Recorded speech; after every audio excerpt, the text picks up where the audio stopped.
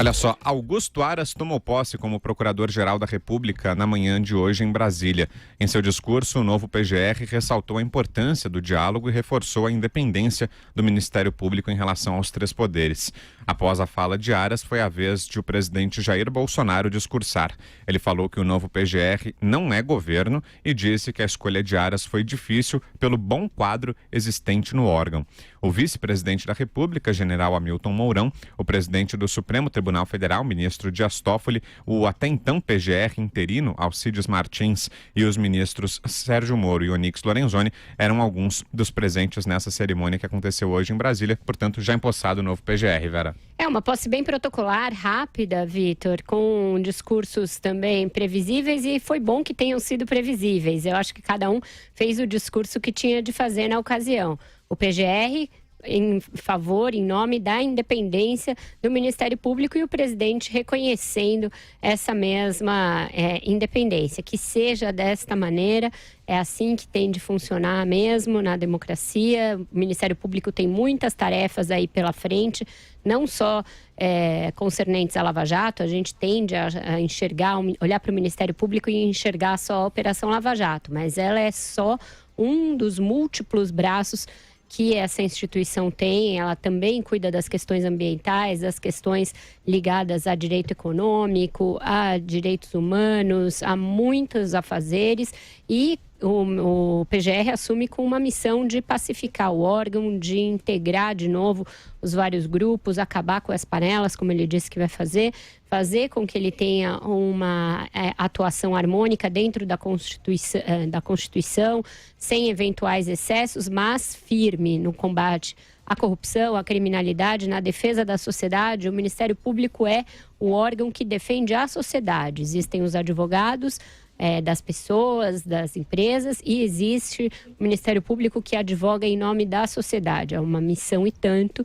Ela é muito importante para o funcionamento do Estado Democrático de Direito, e assim se espera que funcione. A gente tem visto altos e baixos na atuação do Ministério Público Federal, procuradores gerais da República mais e menos atuantes. Aras fez uma sabatina ontem procurando ali agradar a todos, como a gente tratou no programa de ontem, mas no exercício da chefia do Ministério Público não vai ser possível fazer isso. Também nem sempre vai ser possível ele conseguir harmonizar o funcionamento do órgão, porque a independência do Ministério Público vale também para cada um dos seus integrantes. Eles acabam agindo muitas vezes como membros independentes dentro de um mesmo organismo. Então vai caber a ele tentar pacificar isso, tentar dar uma cara para esse Ministério Público, e que ela não seja uma cara de acordão, de engavetamento, de condescendência com crimes, de passar um paninho aqui e ali quando faltar fiscalização em nome de um certo desenvolvimento. O Ministério Público ele tem de ser cioso das suas atribuições, que são todas elas dadas pela Constituição. Fala, Josias. Essa coreografia da entronização de Augusto Aras no cargo de Procurador-Geral precisa ser acompanhada com um manual anti-blá-blá-blá. A coreografia encenada por Augusto Aras e por Jair Bolsonaro não é para iniciantes. O Aras disse ali que será um procurador-geral independente. Disse isso um dia depois de afirmar lá no Senado, na sabatina, que a independência do Ministério Público precisa ser harmonizada com os demais poderes, harmonizada com o interesse nacional. Bolsonaro disse que a Procuradoria não é governo. Na fase de escolha do procurador, Bolsonaro tinha comparado o governo a um tabuleiro de xadrez e o procurador-geral a uma dama, a rainha do xadrez, a peça mais importante do governo, disse ele, depois do rei. Uma peça que se move em várias direções. O Augusto Aras já se moveu na direção de Bolsonaro em reuniões privadas que manteve com o presidente antes de ser escolhido. O Augusto Aras já se moveu também em direção aos senadores que votaram e aprovaram o nome dele, ajustando as suas opiniões ao gosto médio do Senado. Teve uma aprovação retumbante. O Augusto Aras agora precisa revelar alguma capacidade de se mover em direção ao interesse público, ao interesse da sociedade brasileira. Para fazer isso, ele tem dois desafios pela frente. O primeiro é compor uma equipe que seja crível o bastante para pacificar o Ministério Público, que ainda está com os ânimos exaltados pela forma como Augusto Aras foi entronizado no cargo, retirado de um bolso do colete do presidente em desprestígio à lista tríplice. Não há nada de mais em ignorar a lista tríplice. O problema é a forma como Augusto Aras foi escolhido, levado ao presidente por Alberto Fraga, um ex-parlamentar condenado criminalmente.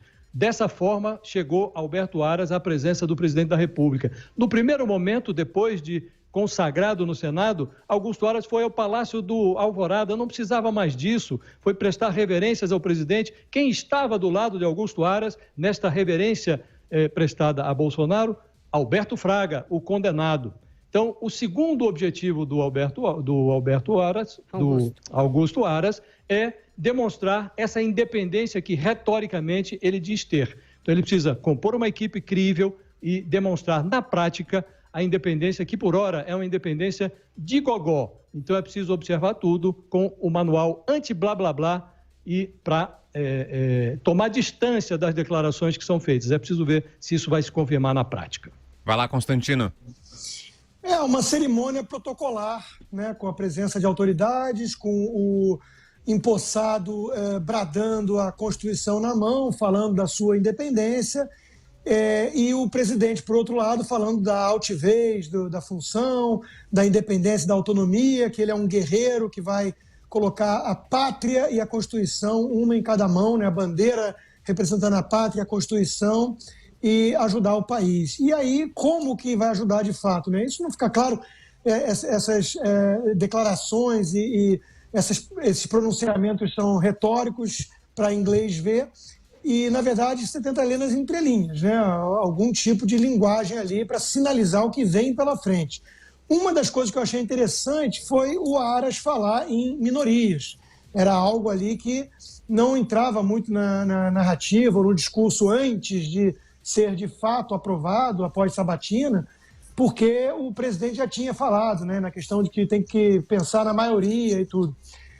Então, achei isso interessante. Outro destaque que eu daria é o presidente agora também falando na questão de independência e reforçando que não é um órgão de governo, após, como o Josias muito bem lembrou, ele ter comparado a PGR a uma peça de dama, ou, no caso, a rainha do xadrez, né, como a mais importante do governo.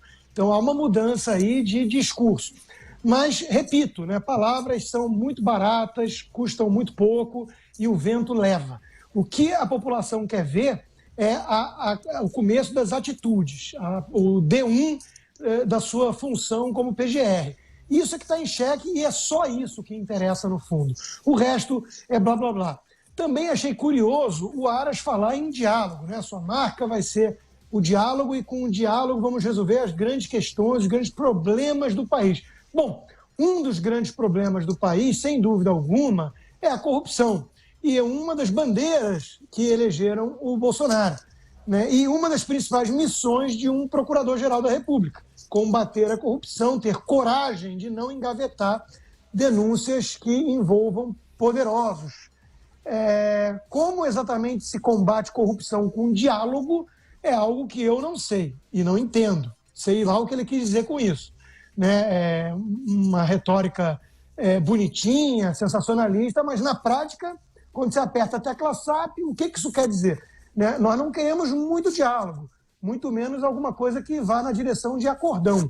Nós queremos ver denúncias atravessando a gaveta do procurador-geral e indo parar diretamente onde é o seu destino adequado.